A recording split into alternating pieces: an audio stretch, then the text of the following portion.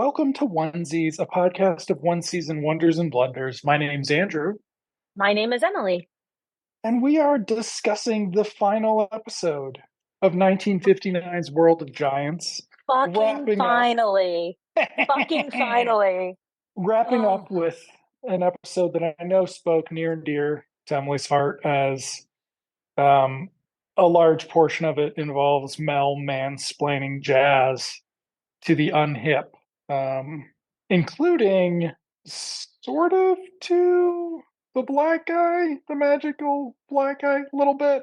he doesn't The mansplain, swing does is he? off. The swing is off. Don't forget the swing is off. It swings Mm. different, Emily.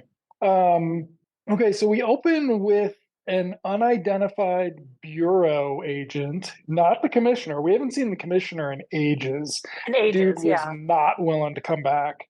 No, Um, they weren't willing to pay him to come back. I mean, given Why how pay much when they you can spent just on have the, a person on the other end of the phone that you can't hear? but they're reporting that there has been a theft of Egyptian artifacts. The None pictures of which looked look Egyptian. Egyptian. I mean, None. none of them. Yeah, I don't. They were fascinating because I was curious what they actually were.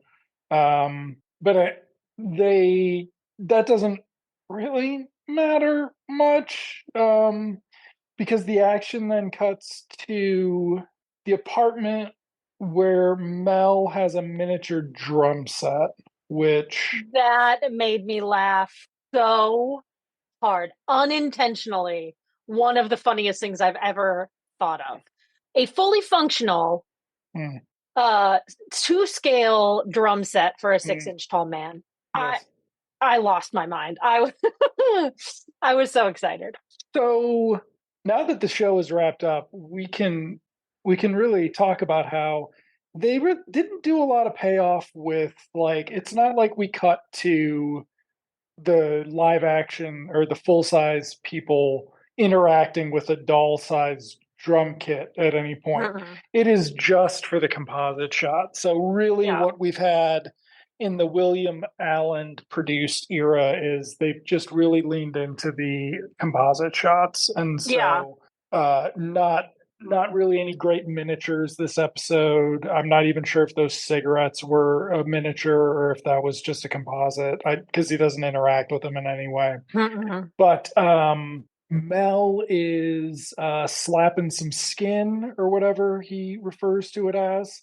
And again, to add to the hilarity for me, was when he's playing, you only see his face. You hear the drums, you only see his face, and he's kind of, jamming out. But you do Yeah, not see his hands no, playing the drums. Hilarious and stupid. But you do later, I guess, kind of. ish. Um, so then is this when they're like yes, starts mansplaining jazz. He has Brownie put on different records. She's referring to him as Mr. Hunter now. I can't remember if she ever did refer to him as Mel, but now it's very formal. It's very Yeah. weird. Um, Bill gets a couple phone calls while he's like staring at the pictures that we saw earlier And on Mel makes some crack about one of them looking like uh, him. Yes, which comes back Bill, later. which comes back It's later. so dumb. It's Yeah. just so weird. It's just like, It's a way to tie okay, the episode together, and it's a joke. He looks like an old Egyptian artifact because he's ugly. I don't know. Like, I have no idea. so they trail, or maybe they trail that lady first. Did they Yeah. trail that lady first? Oh, Yeah. I think so. And Bill makes some disgusting crack about that's a woman worth waiting for. And he's And like, and this is a woman we hear maybe speak two lines through the whole episode. We just see her shimmying around in a little dress. Like that's that's it. She is there for the men to enjoy looking at. No other reason. Mel's like, be careful, Bill. She killed her last lover in a museum. And Bill's like, sucker, I don't go to museums. Yeah. Museums are for suckers. Yeah. So they follow her to a jazz club where she lets herself in. It's now for regular viewers of the show, you've already seen the jazz club and where they start trailing her from because it's the same backlot they shot as the airport, the same backlot Yep. they shot in episode two. Yep. So even though we've changed producers, changed directors, added a main character, we are still shooting on the same backlot. Yeah. And they pull up to this jazz club, and across the street you can see the side of the soundstage. It's soundstage number 5. It's just like they are just doing what they're doing. Like They're just, yep. she's just hanging out by that airport, that airport in Washington D.C. So she goes down these stairs, and it seems like it's going to be to a basement jazz club, but it's not. There are stairs down to a basement jazz club, but she goes in like this door off Yeah. to the side, which leads to the actual jazz club, which will just probably be the same redecorated soundstage we saw from a previous episode. Uh, Bill messes around with the door, which is kind of stupid. Like he pulls on the handle a few times. It's just like Yeah. maybe it's locked, FBI. Maybe it's locked. The bouncer comes out and is like, "Hey, what are you doing here?" And Bill goes into one of his impressions of a traveling salesman named Jasper Willoughby or something. I don't He remember. and he like has to think of it on the spot. It was one of Arthur Friends' more charming moments this episode, Yeah, I especially. would agree with that. I think Yeah, the whole series, to yeah. be quite honest. He sort of flushes it at the end when he starts staring at Brownie in what's an uncomfortable way. Like, we're But getting I mean together next season. Next that season. little clip of him pretending to be the salesman, I think is Oh very charming and one of the best performances we've seen yeah, copy. from him. Okay, so that's when they go back. They saw a sign about who's going to be playing jazz there. It's some famous jazz guy named, I Chip, don't know, Chip. Okay, I don't, Chip. I don't know, Whatever. I was going to something say like that. I was going to make up Jericho Carruthers or something, but yeah, no, it's Chip. I went to school with Jericho Carruthers. Well, there you go. I mean, that is I'm your kidding. husband's name too, so that's convenient. Um, You're not supposed to say it on the pod. Come on. well, you edited Now I it have to out. edit it out. Exactly, you have to Jeez. edit it out. So, I can't remember what his name is. It's something. It's not. Is it Chip? It's something. Anyway, but they're gonna go to see this jazz guy. They bring Brownie along on a date. The commissioner says the deal is going down at this club over the Hmm. phone. And so, They're trying to scope it out to see yeah, what the deal is. there's, so they go to the club. This jazz man has had some sort of an accident. He might be blind, Yes, it's yeah. supposedly, which is weird later on when Big Daddy is like, "What's up, man? You're not blind," which was Chick. Chick. Not Chip. Chick. Chick. Okay, Chick Corea. I should have known. Chick Crescent is his name. Chick Crescent. So the jazz club is entirely populated by hipsters, which is interesting. And their Um, bad beards. It makes me laugh so just hard. the Ugh. worst beards. I mean, how can you dislike that beard? It is literally your husband's Amish beard. Like 100%, that's your husband's Amish No, beard. no, these Except guys he's got got a it haircut and with glued the hair onto their chins.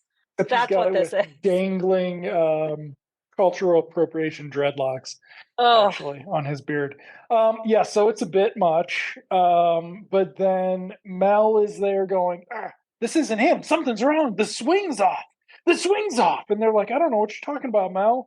And Mel's like, you didn't listen when I was explaining jazz to you earlier. I when can I tell was that the swing's off. mansplaining jazz to you, and I made you play a record by this person, and showed you the difference between the original recording and a recording 5 years later. What's hilarious about that scene, which we did not talk about, is that Brownie sort of looks at him like they're exactly the fucking same. Shut the fuck up. Like Brownie's just like, this is not.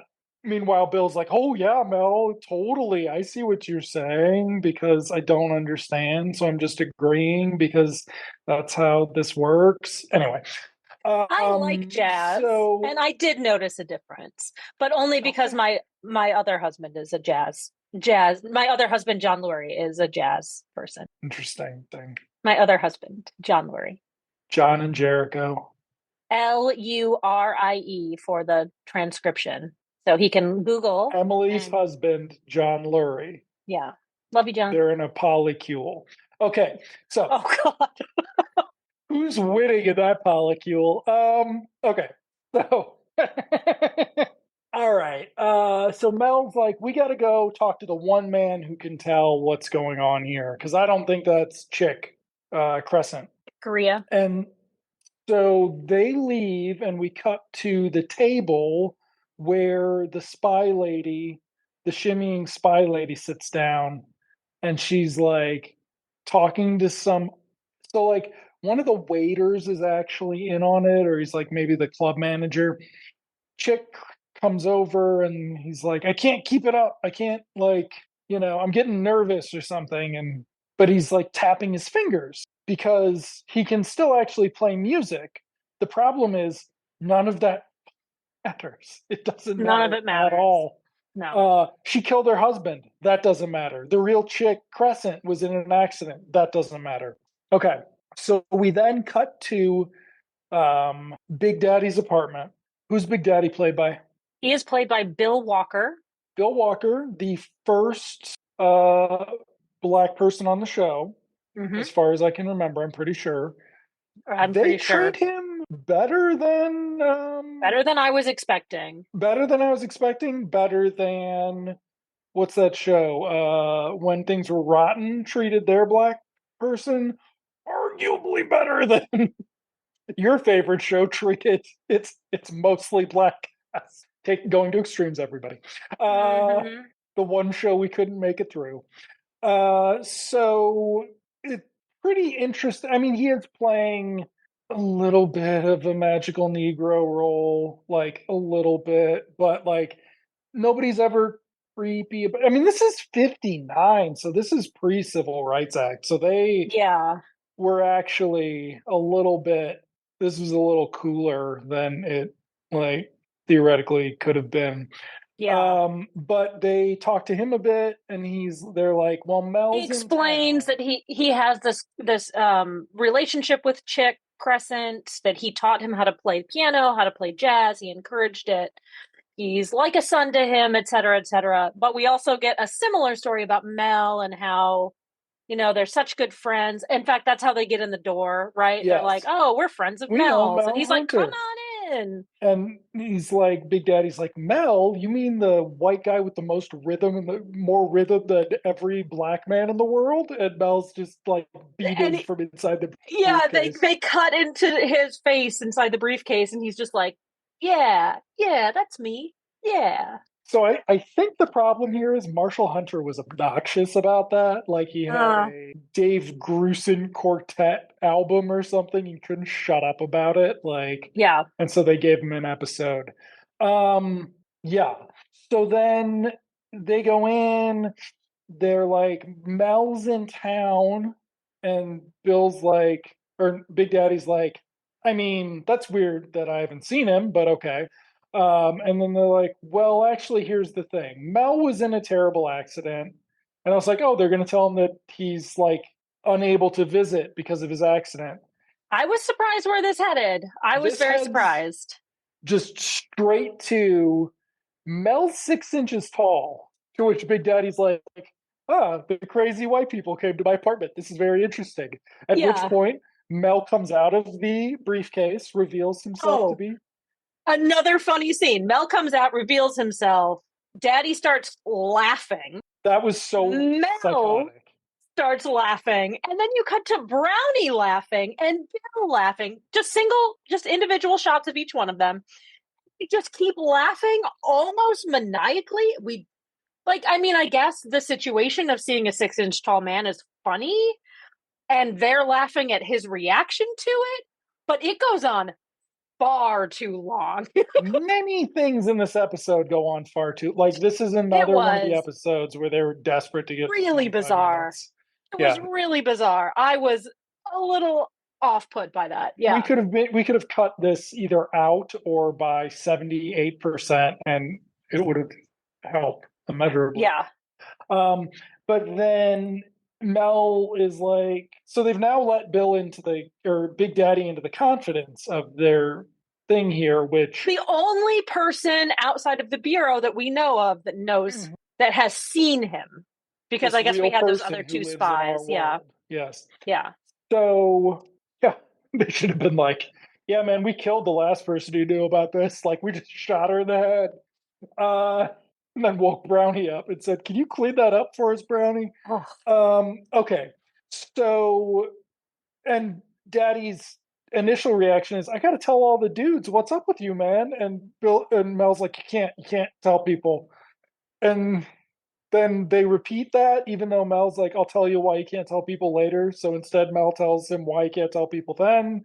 They're like, let's go to the club. Daddy's like, I'm not going to the club dressed like this. I'll meet you I'll meet you there. there in a half an hour. I was Yeah. waiting for him to die on the way there because he's a black guy on this Oh, show. I know, but he makes it there. he does. He's in a suit. He's hanging out. He's like, I don't know, man. I think that is I mean, it sounds like a different chick, but like it still could be chick Yeah. because Again, we've got this hanging over our heads that he's been in some kind of accident. yes, And we don't accident exactly know what changes a that man. means. Yeah, Yeah. accident changes a man. So Bill leaves because the bouncer has realized that he's the traveling salesman. He's going to go call the bureau to have a bunch of agents come down, leaving Brownie and Mel. No, Well, you're skipping ahead. I think you're skipping ahead. Because okay. Daddy walks up to him first to get more information, right? To kind of be like, "Hey man, do you know who I am?" No, that's after Bill leaves. So yeah, Is that after Bill leaves? Okay. that's right after Bill I thought leaves. that happened and then Bill leaves. Okay. No. Because Daddy goes up to Chick and is like, "Hey, man, it's me. Do you know who I am?" And he's like, "Hey, man, I was in an accident. I got no idea who you are." Now we Yeah. also established that only Daddy knows about Chick being self-conscious about being short. This dude is Oh, short. and so what Daddy had done was adjust the height of the piano to make the piano lower. Yep. So when he plays down, Yep. but the way that this guy is playing is with his arms kind of straight, which is Yep. more ergonomical and correct. But yeah, so he's not playing it the same way. So Yeah. that's another hint that this is not the real chick. And so Brownie's like, "Why didn't you just put him on a taller chair?" And Daddy's like, "His little feet would dangle." It was pretty funny. He's just like, It was "Yeah, he funny. can't do that. His little feet would dangle." Like Prince shopping in the boys section. Aw. Oh, okay. So Daddy goes over. He's like, "You don't recognize me." He's like, "Ah, man, I don't know who you are." To which point, Daddy then pulls off the guy's sunglasses. And is like, "Hey, wait, this isn't Chick Crescent." Yeah. At which point, the uh, spy lady freaks out because she was in the background. I think this is the same night. Like, they had like their spy meeting, and then fake chick does another set. So then the not the bouncer, but like the club manager guy who we know's in on it. He's like, "All right, everybody, it's closed," and all the attendees are like, "Wait a second, what do you mean you're closed? I want to know who that guy is if it's not chicken." He's like, "No, everybody's got to leave." Yeah. Brownie goes over to the piano. Mel wants to be taken over to the Yes. piano, so Brownie is the one who does it, and she's concerned, and he's like, "Believe me, bitch, I can do this." And she leaves the briefcase on top of the piano, whispers to it, not very Which whatever, spy lady notices. which Spy Lady notices, and for some reason they take her in. They Brownie, that grab her. is. They grab her, tie her up, we find out later. Yeah. They And don't then knock her out. Mel, no, but then Mel goes inside the piano and we Yep. get our peril scene, which is while the baddies are talking about how they almost have been exposed, but the van is on the way to pick up the goods. Um, the piano man is playing the piano, and Mel is inside, and we get some shots of all of the innards of the piano as it's playing. This is the point where my husband walked in. He's like, he would be dead. All that noise, he Well, would that be is dead. kind of a thing. I'm just kind of like, as he's sitting there, and they're doing some things where but this is again where we would in the past have gotten a wonderful Mel voiceover. He's like, you Yeah, never think about it in your regular daily life, but it's really dangerous to crawl around a piano when you're only 6 inches tall. Maybe you should be thinking about that the next time you're playing your piano. Am I in your house? yeah. But we don't get any of that. We We don't get just get, any of that. Instead, we get like one shot that's repeated 4 or 5 yep, times, and some other shots, and some dialogue from the baddies that isn't really relevant to no. anything. It's like, can you stop playing the fucking piano? Yeah, like, and he's And like, "Oh, I'm nervous. That's what I do when I'm nervous, is I play the piano." and And eventually so he stops, and Mel opens some little door inside and sees the face of one of the little figure that looks like Bill. Um, doesn't really look like Bill, but looks like the figure that he said looked like Bill. That and he realizes that all of the goods are inside the piano, which we already knew because the baddies told us that.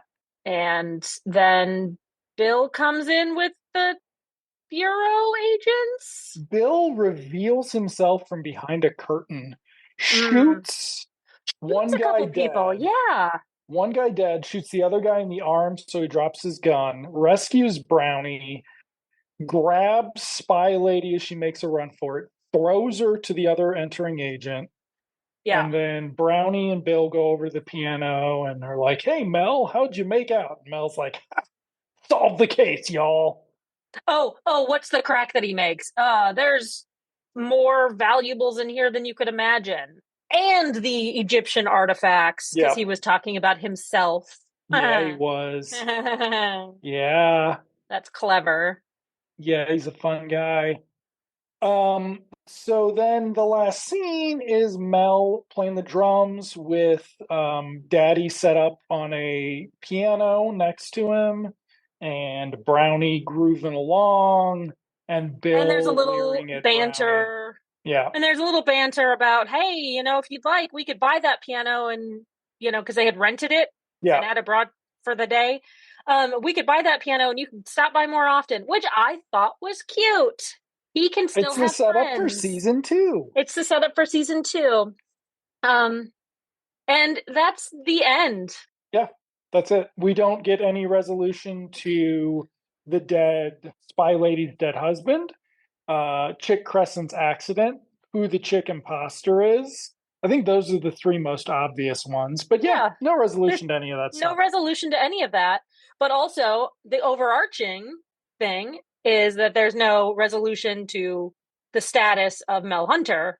He Well, is no, perpetually 6 inches tall. He with will his always be. He's eardrums of steel. Yes. yeah. That was what I said when my husband was like, he'd die. I was like, well, he'd at least have some hearing damage. Like, he'd have some hearing loss. His Whatever. eardrums would literally burst, and yeah, it'd be Yeah, bad, but he might not die. I mean, who knows? Yeah. So we made I, he it. made it. He survived. No, Yep. we made it. Oh, we made it. We made it We through this did. series. We did. We've I'm made so it excited. through. What was the one? Turner and Hayes. Oh, And that something was in Hayes. half It's as not Turner. long. Yeah. Yeah. Nate and no. Yeah, that was Morton and Morton Hayes. and Hayes. I mean, that was sort of just like taking a dagger to one's heart at times, whereas this was just, I mean, only had to do that when you need to wake up. This was Uh, fast paced. The episodes were fast paced, and like I felt like I could bear it a little bit more because it was old timey. and I mean, this But episode you learned a lot about jazz. I did. I learned so much about jazz. But Morton and Hayes was just not funny. But remember Okay. Leslie Ann Miller? She was so great in that. Penelope Ann Miller, she was great. Penelope Yeah. Ann Miller? Yeah, she was Yep. great. She's in Um, some bad movies now. I Okay. know. Yeah. So thank you all for listening to season 12. We are going to be taking I thought this a was couple season 13. 13. 13. You're right. Thank you for listening to season 13. We're going to be taking a break for about 2 weeks, exploring the world and my body. Not you, gross. Yeah, Sorry. I just grossed fine. myself out. Um, Thanks. hey. Um, so we will be back for season 14 in about 2 weeks time, 3 weeks time. Wait, what? Let's see. Take a break that week and take a break that week. Yeah, we can come back mid-September for season 14 when we will be watching. Oh my gosh, I just had it pulled up and now it went away. We will be watching the 1995 sitcom created by Peter Noah, also known for The West Wing, The Diplomat, something else I told you about. This is called Dweebs. Dweebs, starring such folks as Farrah Fork and Peter Scolari, the incredibly charming and wonderful Stephen Tobolowsky, and Feld Dog himself, Corey Feldman. It is described, and I think rightly so, as a precursor to a TV show by someone who shall not be named, but the TV show Interesting way can of be. handling that. Okay. All right. But the A TV show can be. mystery TV show created by No, a no, just no. the TV show can be named. Just the Okay. man behind it can't. Behind it's eerily similar to the IT Crowd, and other shows of that ilk. Very similar. I've watched a few episodes. I can't wait to talk about bad internet jokes and From 1995 on from NBC. And 1995. it's on NBC. Thank goodness it's not an ABC. So we're a little bit safe. We're a little bit safe. Still a lot of problems. I'll bet. A lot of problems, but Stephen Tobolowsky is so sweet. Well, he's problematic too, but I mean his character, but he's pretty fun Okay. to watch. So, yeah, we will see you in a couple of weeks, folks. Thank you for listening. Andrew, see you in television land. See you in television land, Emily. Give Jericho my love. Will do.